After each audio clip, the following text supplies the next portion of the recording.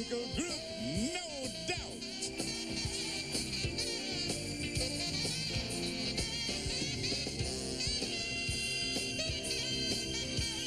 Was Paul Schaefer and the CBS Orchestra. And now, anniversary boy, David Letterman.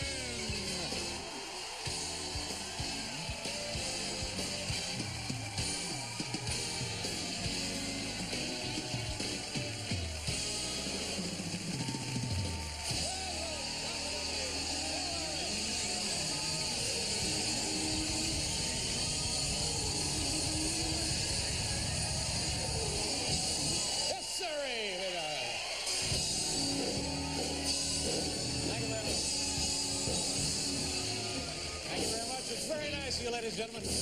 Welcome to the Ed Sullivan Theater. Welcome to The Late Show right here on CBS. I'm the host of The Late Show. My name is Dave Letterman, America's only real television hero.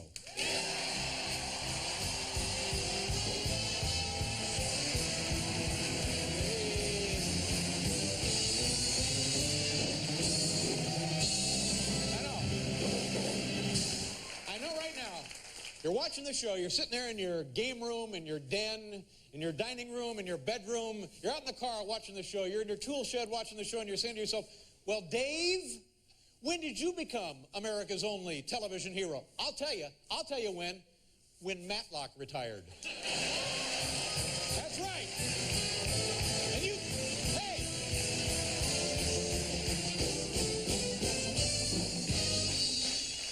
I'll tell you something else. You can take that to the bank.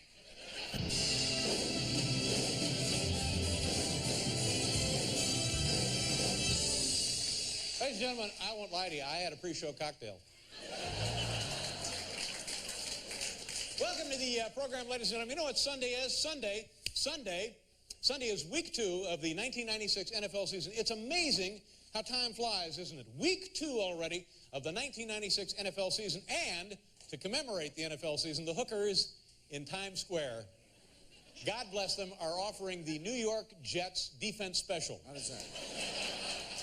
The New York Jets defense special. That's right. Here's how it goes. For four quarters, they'll let you score as many times as you want. That's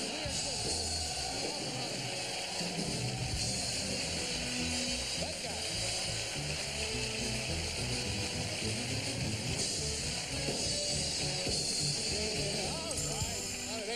It ain't homecoming. Knock it off, will you? Well, last night, ABC aired, you got to love this guy. Do you get a kick out of Ross Perot? Do you like Ross Perot?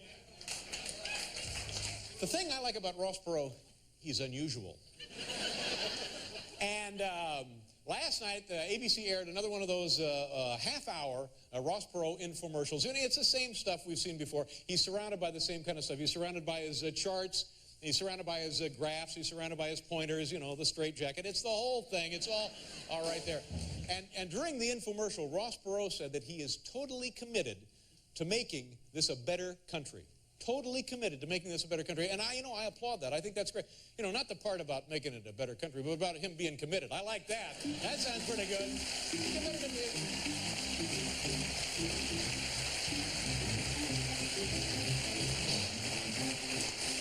Watch the entire infomercial, transfixed, looking at the screen just like this, watching this Ross Perot guy, just with my eyes on him, you know?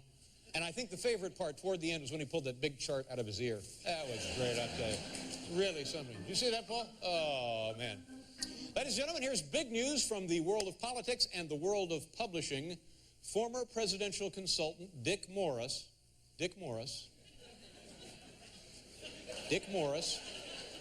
former presidential consultant, he got tired of the job and resigned. He just got tired and said, well, I've had enough, so he resigned. Well, anyway, Dick Morris has signed a deal to write a book with Random House. It's amazing, isn't it? It's a huge deal. And it comes at a good time. He needs that book money to pay for all of the jewelry and furs he's bought his wife this last week. But I think he's going to come in handy.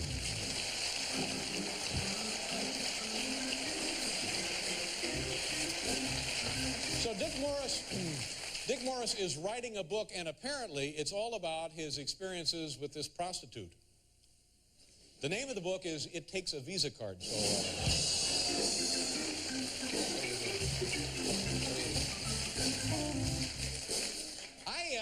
this is kind of funny. I found this kind of hard to believe, kind of funny, and very, very interesting. Apparently now, the White House, down there in Washington, D.C., where Bill, Tubby, Bubba, and Hillary live, the White House is infested with rats. Isn't that amazing? And here's the really interesting part. Even the rats in the White House are 8 points ahead of Bob Dole. It's amazing, isn't it? How does a thing like that work?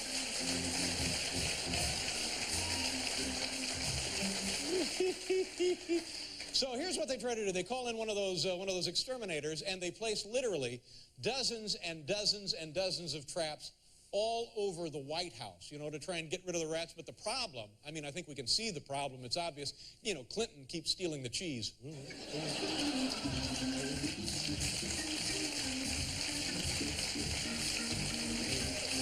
Pantomime, I'm doing a little mime. Doing a little mime. This is me pantomiming President Bill Clinton eating cheese from the mousetraps. It's fun, isn't it? Did I mention I had a pre-show cocktail?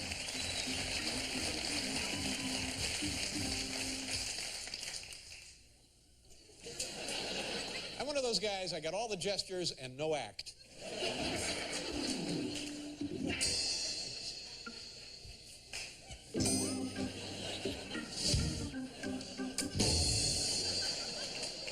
Ladies and gentlemen, oh man, can you feel it? Can you smell it? Can you taste it? Do you know what I'm talking about? The buzz, the kind of a thing, you can feel it on the program tonight. Bill Cosby is joining us.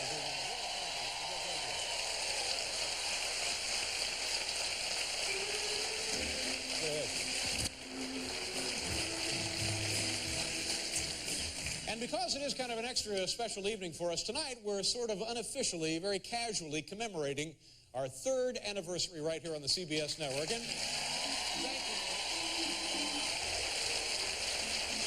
thank you very much. I can't begin to tell you how much that insincere applause means to me. But to commemorate it, tonight I'm wearing my extra long tie. Well,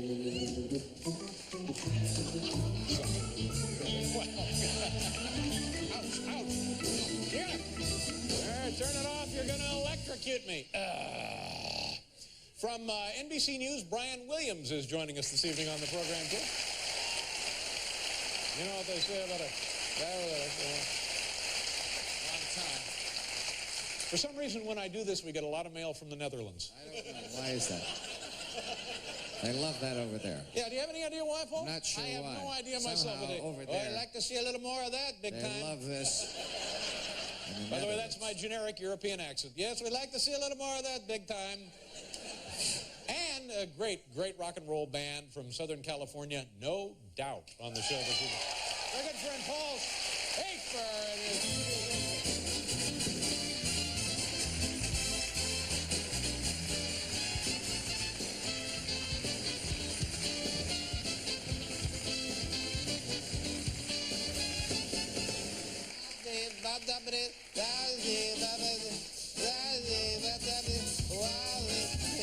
Thank you very much. I think, knock it off, Paul. Is that the Macarena? That's the Macarena, isn't it? That's a crazy dance. Everybody is doing the Macarena. And I'm nothing if not a student of cultural trends. And it occurred to me why the Macarena is so popular. It's not only just popular here in New York City and around the country, all over the world, yeah. Here now, and it's just my amateur impression of why the Macarena is so damn popular. Why is it? It's the forbidden dance of love.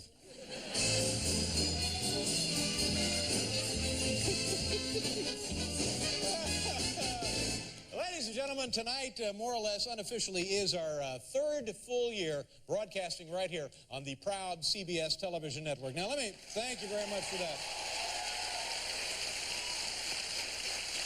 I'm going to tell you something. My back, my shoulders are killing me from carrying this network for the last 3 years. But I'm proud to do it, damn it. Listen to this. The morning show, I used to do a morning show over at NBC, June 23rd, 1980 to October 24th, 1980. We did 90 shows of those, and America said, I don't think so. So we had to go away. We did 90 of those shows. Paul, you weren't on the morning show, were you? I didn't do the morning show. No, and why is that? Couldn't get up that early. Yeah, exactly. Then we had the late night show. That was from 1982 to 1993. I was there. That's right. We did 1,810 shows. No kidding. That's right. Here now, How many? on this baby right here, 3 years on the CBS television network, 1993 to date, we have done 656 shows. The grand total, ladies and gentlemen, the grand total, if I'm looking a little sleepy, here's why. The grand total, 2,556 hours of television.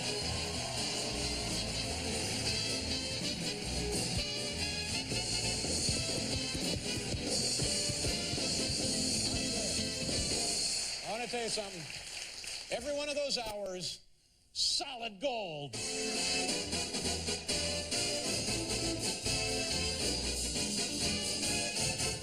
Are you an Xavier Cugat's will? Is that what this is? Today I am. You know, ladies and gentlemen, when you're in broadcasting, it's a public trust we're dealing with here. And whenever we need to get in touch with the public, what I like to do, what we've always done, me, myself, sometimes Paul goes with us, we go door to door. We take a video camera crew and we go over to New Jersey. We just start knocking on doors and we try to find out what it is that the people in neighborhoods around the world are thinking and talking about. And so tonight we're going to show you some highlights, a compilation of our visits to various neighborhoods as we go door to door.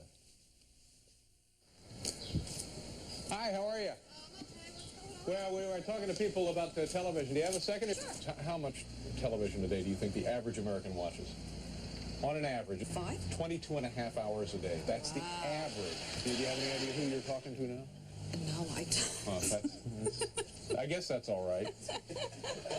And I'm totally embarrassed. No, you shouldn't be embarrassed. No, I'm Bryant Gumbel. Oh, nice to meet you. Nice to meet you. Would you like to see more Norwegians, Mexicans, Oh, don't even start it with Swedes, foreigners with me. Forget it. Goodbye. Texans? How fast do you think speed skaters can go at top speed? 40. 40? How fast do you think I can go on the Merritt Parkway at top speed? I don't know, like 80. 120.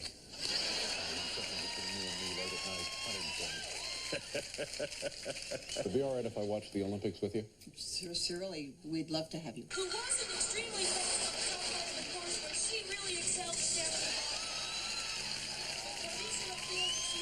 You know, I'll tell you something. When you talk about foreigners, you know who gives me the willies? Canadians. What? Do they kind of make your skin crawl?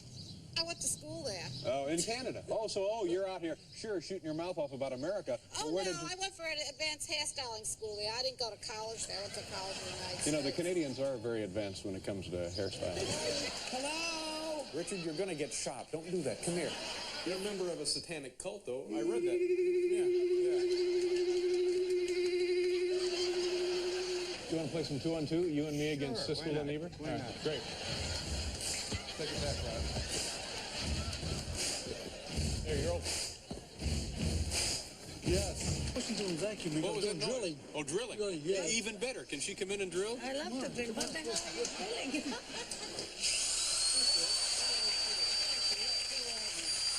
You're going to hurt somebody. Thanks, Paul. Nice to see you. Richard, your ass is hanging out of those shorts.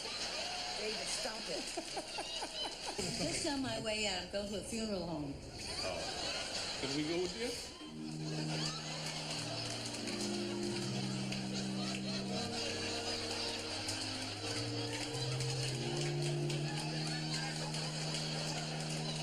So we're going to go get him pants. Put him in some, jungle fatigue, that kind of thing, you know? I'm not going. Come on, here we go. want to go out dressed I don't care. Let's go. In your opinion, is a glove a type of mitten or is a mitten a type of glove? A gloves of... Say that again? Would you shave your beard for $100? How long have you had the beard?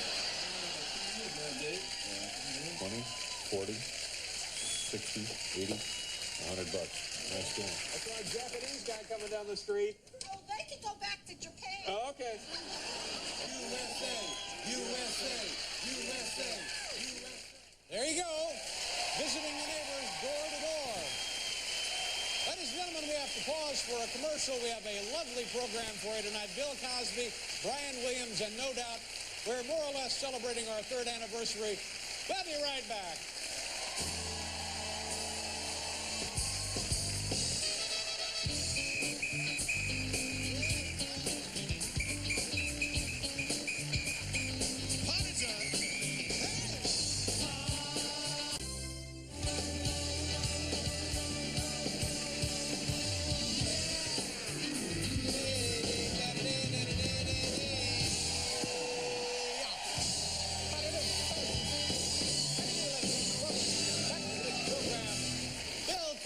here, Brian Williams and rock and roll band No Doubt. You know what occurs to me as I'm watching some of these videotapes from the 3 years that we've been on the air here at CBS, the thing that really impresses me, you notice in most of these, my hair, I'm featuring the poodle boy cut. Nice, very fetching, isn't it? Very becoming. Ladies and gentlemen, let's see, Bill Cosby is here. I mentioned everybody who's on the program. You know, when we first moved in, by the way, Felicia, are you getting ready for Hurricane Fran? Is that what it is? That's good. No. When we first moved into the Ed Sullivan Theater this time of year 3 years ago, like any time you move into a new neighborhood, you want to meet the folks who live and work around you. Yeah. And right now we're going to show you the first time we met three of our very favorite neighbors right here around the Ed Sullivan Theater. Watch this. There it is, the Hello Dolly. Let's go in there. What is your name, please? My name is Rupert. Rupert, how do you do? I'm Dave Letterman. I live in the theater right around the corner. Yes, I know that. Rupert, have you ever had a standing ovation? No. Come into the theater and blow everybody a kiss. Come on, Rupert, come on in. Come on. Get ready, Paul, when he comes in. There you go. Take him in there.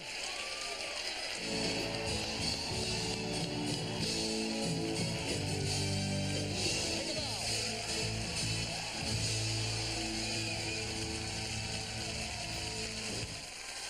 Well, let's go in there. This is a photo ID passport place. We're going to go in now to meet our neighbors. Hi, nice to see you. Hi, how are you? How do you do, sir? My name is Dave Letterman. I live in the theater right next door to you. What is your name? My name is Muzibur Rahman. I'm sorry, I didn't hear your name, sir. Muzibur Rahman. I'm sorry, I didn't... Muzibur Rahman. Kind of ventriloquist act going on. Very... Mujibur and Yes. Sirajul. Hi, Dave. Hi, nice to see you. Say hello to my friend Angie from Queens. Okay. Hi, guys. How you doing? Hi, Yanzi. How are you? You're from, as I recall, you're from Bangladesh? Yeah, I'm from Bangladesh. Okay.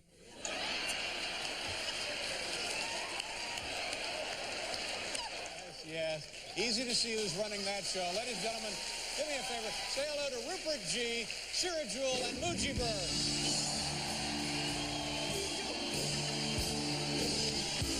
Rupert, how are you? Congratulations. Thank you for all your help. Mujibur, thank you very much. Sirajul, there they go, ladies and gentlemen. Rupert G., Sirajul, a standing ovation. The crowd goes crazy. Go right out through there. There you go. Thank you, boys. Right out through there. Sure. No. Go out.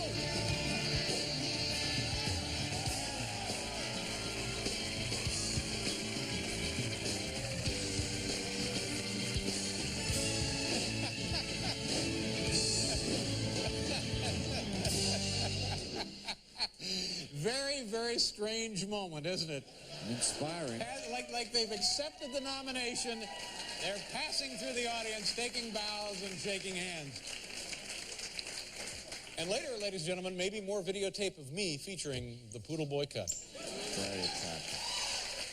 Ladies and gentlemen, our first guest is simply one of the finest entertainers on the planet. And September 15th, this man will debut his brand new half-hour situation comedy program right here on CBS entitled Cosby. Do me a favor, please welcome one and the same, our old buddy, Bill Cosby. Bill! Go!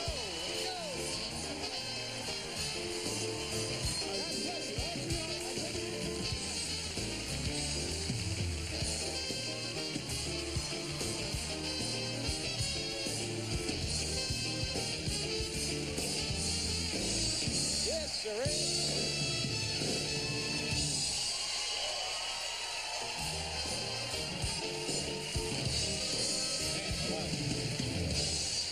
You know, Bill, you know why we have invited you to be with us on our third anniversary program? Yes. Because you've been a great friend to us, you're a great entertainer, and your suit matches the chair.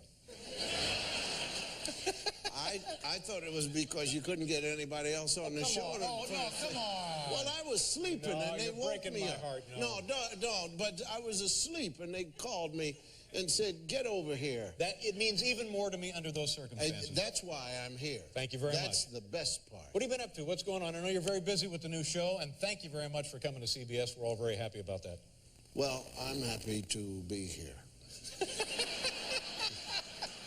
Oh, yeah, you can see that. I want to tell a joke. Oh, yeah, I like a Okay, joke, sure. Yeah. This About joke, time. Buddy Hackett called, and he's always calling and telling jokes. So this is a great joke. So there was two drunks, and it was pitch black, and they were on the ice, and they woke up, and he said, "Oh, what is going on?" He said, "Well, we're going to die. This is ice." They both talk the same. Yeah, I said, well, they're drunk. Yeah, they're drunk. So it was he said, "Well, look," he said, "don't worry." He said, "I've studied survival. He said, come on, we'll start crawling. Some way we'll get out of this." So the other one said, "No," he said, "we're going to starve to death." He said, "No, we can't starve to death." He said, "I got a knife." He pulled out a knife. He said, "You get hungry? So see this ice, chip a hole in it, put the arm in, grab a fish, Ice fishing, yes. pull it out, eat it." Exactly. The guy said, "You're kidding." He said, "No, watch." So he started chipping. And the voice said, "There are no fish under that ice." And the drunk said, "Oh, there's God." And the voice said, "This is not God. This is the rink manager. There are..."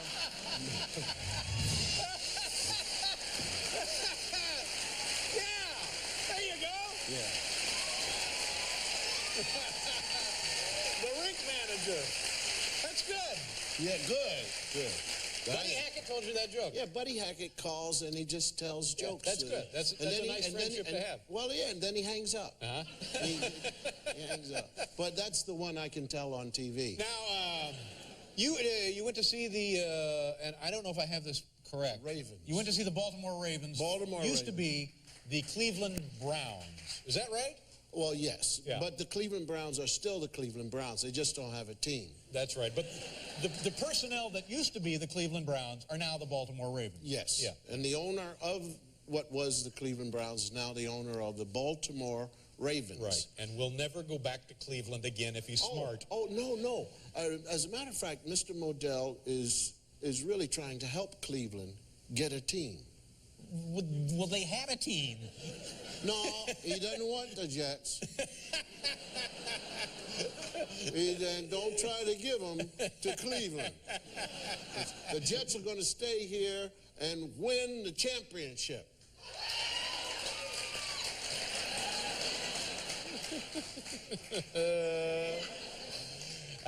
I want to hear about your experience at the big game. We got to do a commercial, ladies and gentlemen. We'll continue here with our good friend, Mr. Bill Cosby. Come on back.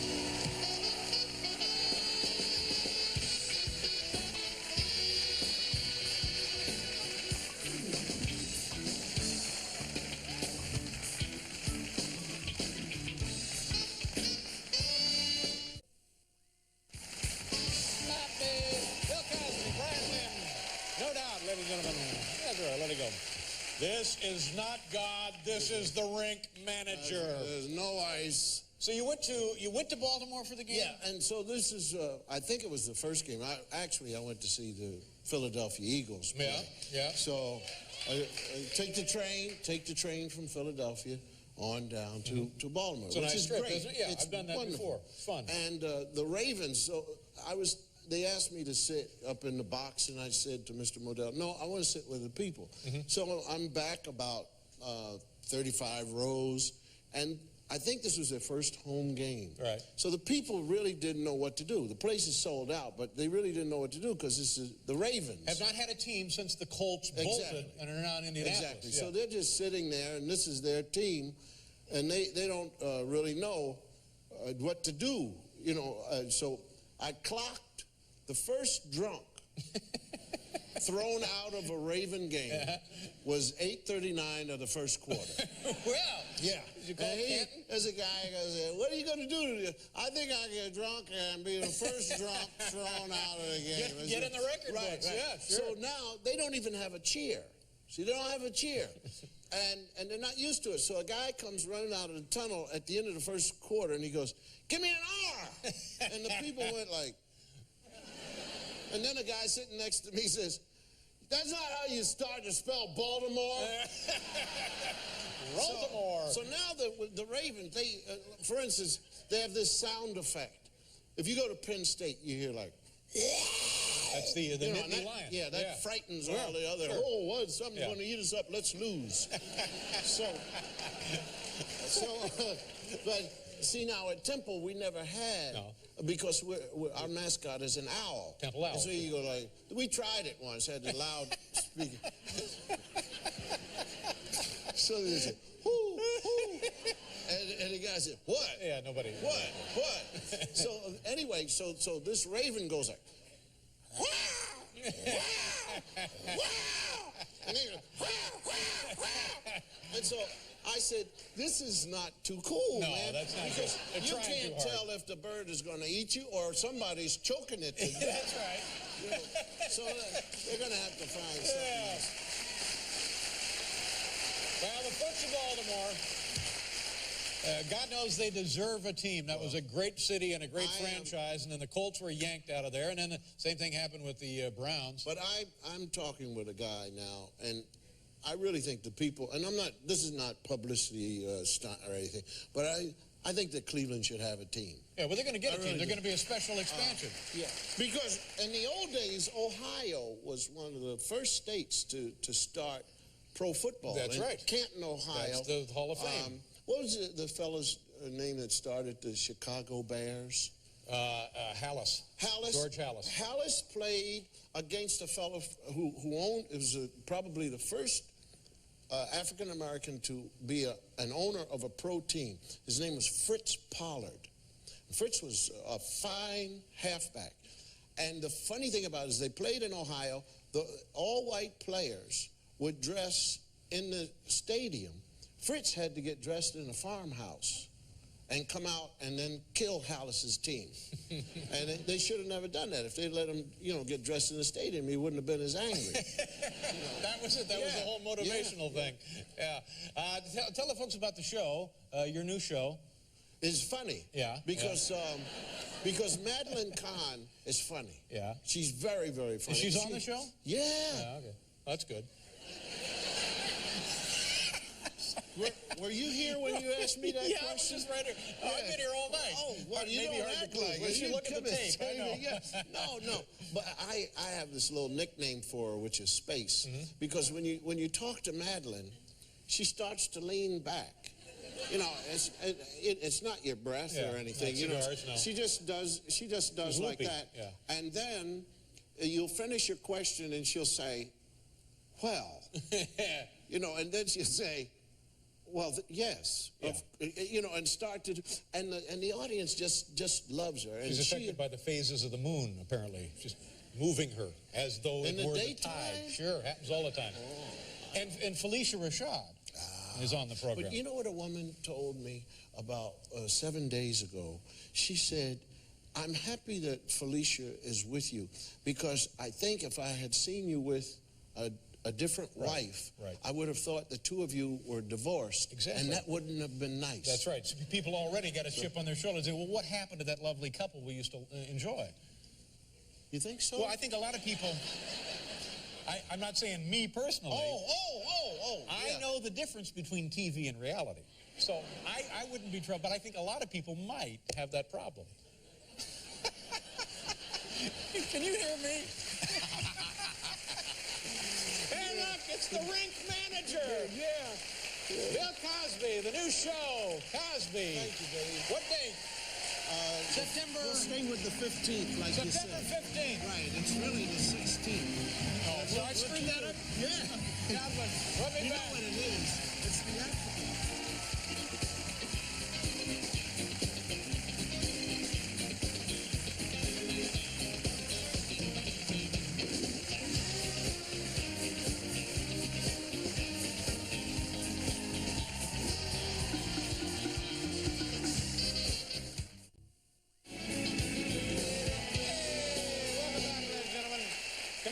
Our third year on the air here at CBS. I want to tell you something. You're not in television as long as I've been in television, and you don't have the success that I've had in television without knowing a few tricks of the trade. I'll let you in on what I'm talking about here. If you do something once and it gets a laugh, put that away in the old memory bank. And the next time the situation comes up again, do it again. And do it over and over and over and over again. Watch this. I'll show you what I'm talking about. Okay, we add a little fruits. That's enough. Finish to burn and all that. Well, then let me explain you. Don't drink it. Hold it. Just because you want them to all, you know.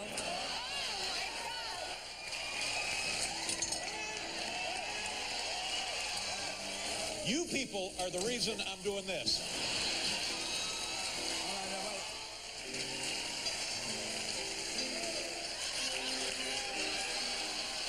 That's enough.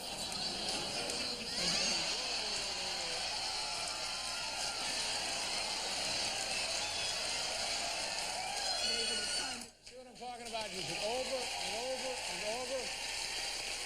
We'll be right back with Brian Williams.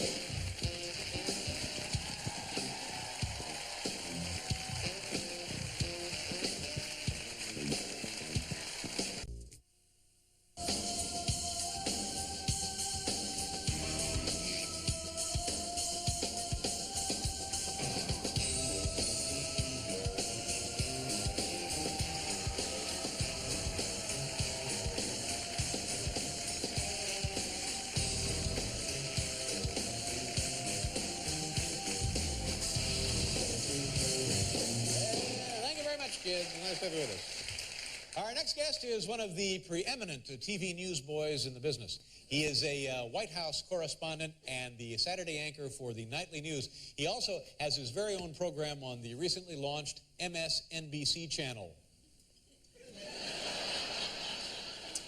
Ladies and gentlemen, please welcome the busy and talented Brian Williams. Brian!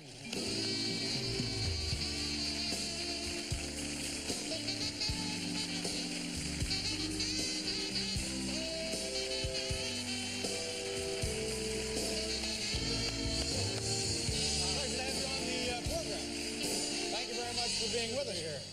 Now, I made that silly face because Thanks a lot, very much. That's great. That's great. I got a Rolex. Oh, good for you. I kind of know what this Microsoft NBC channel, but what exactly? It's a combination of Bill Gates and NBC, and what do they do? We thought a lot of networks, Dave, were going with way too few letters in their names, Yeah. and a bunch of us got together. I have it down to 2.2 seconds, MSNBC. It takes me a while, Yes. but you know what? It's worth it in the end. Which end is that? Well, you know.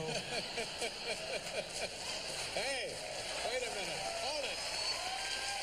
I'll clear this room and subpoena every one of you. It is a cooperative venture between the good folks at Microsoft and the good folks at NBC. You know them. Yeah. Oh, do I ever? And is it like a 24-hour cable news service? We never go off. Never go off the air? Oh, we're always on. And how much of the broadcast day is devoted to just showing pictures of Bill Gates' money? Well, he just runs out. You know, that's how we open the broadcast day. We had the Blue Angels for a while, and then their hourly rate got prohibitive. So, yeah. Now, a lot of people think, and I did not know this, but I don't even know if it makes sense, that you somehow are being groomed to replace Tom Brokaw when he decides to step down. Tom Brokaw, a fine journalist, a great anchor man, a good friend of mine. And is there any truth to that? Is there? I do most of my own grooming, and it's just something. It's.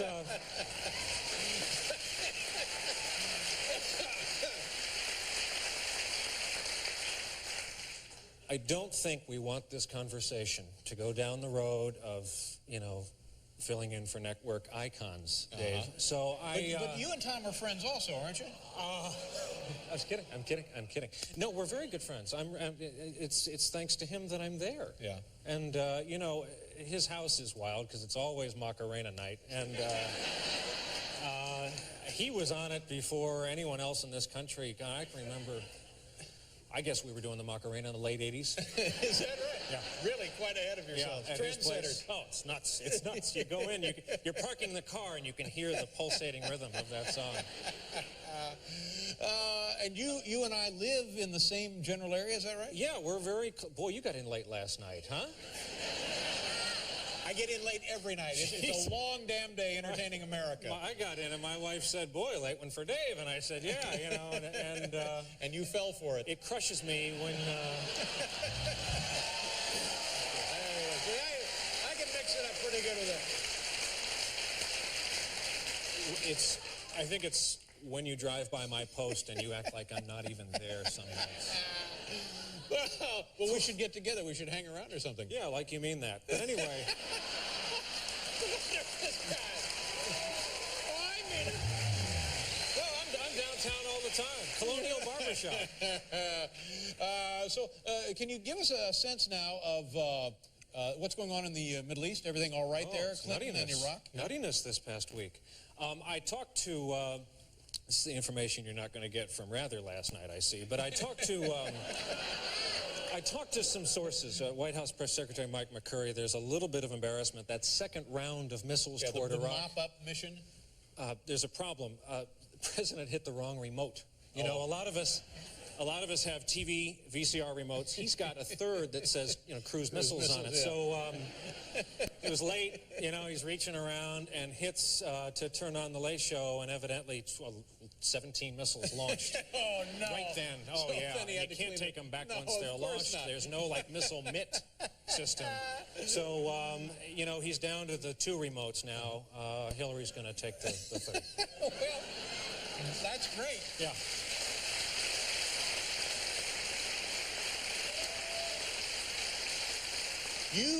You may be too funny to be in news.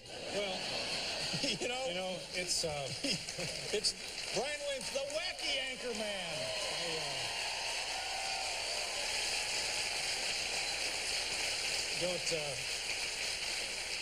Don't act like we didn't talk during pre-show cocktails, but a lot of it, Dave, has been the alcohol talking over the years. Yeah, well, that's good. Listen, thank you very much for coming by to spend a few minutes of our 3rd anniversary with us. Nice to meet you. It's an honor. Thank you very much. Brian Williams, ladies and gentlemen. We'll be right back, no doubt.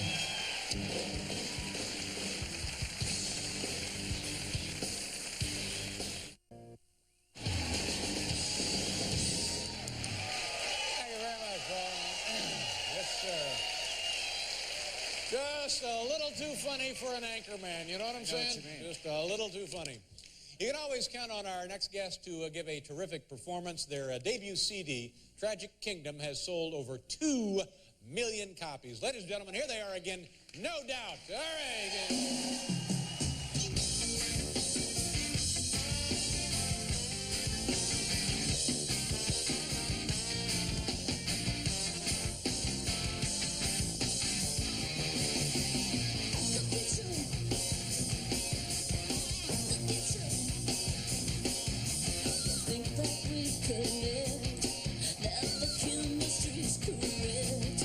Your words walk right through my ears. Presuming I like what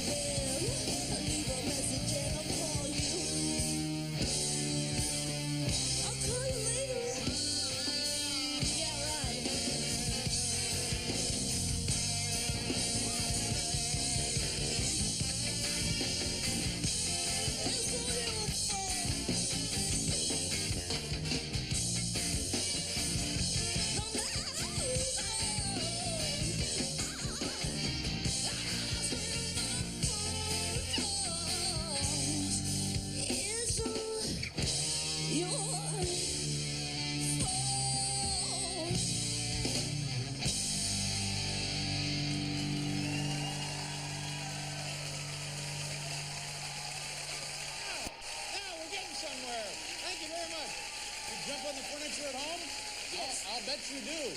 We'll be right back, kids.